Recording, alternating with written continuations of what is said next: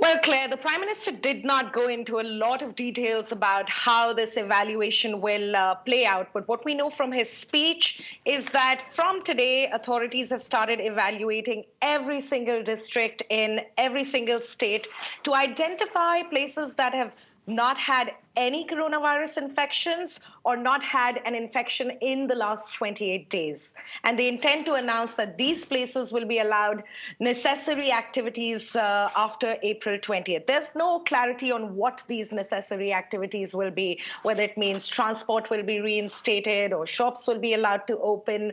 He also said in his speech that the permissions granted during the course of this experiment will be conditional and will be withdrawn immediately if any infection surfaces.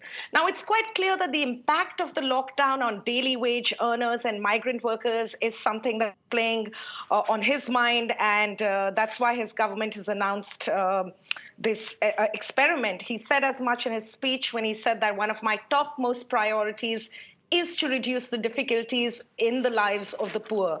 So we've not had much clarification since the speech and are waiting for health authorities here to release the conditions under which they will allow this some areas to be unlocked, so to speak.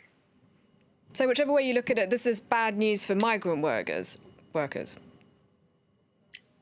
Absolutely. Now, despite the Prime Minister adopting a somewhat triumphant tone in his speech today, saying that India has the problem under control when compared to some of the most powerful nations in the world, the fact of the matter is that India has not just seen a dramatic spike in cases, but is also witnessing a humanitarian crisis on its streets where many fear that hunger will kill them before this virus does. Now, on average, a daily wage earner makes about 5 to 8 euros a day. He or she does not have savings. If they're also migrant workers, in many cases, they don't even have basic shelter.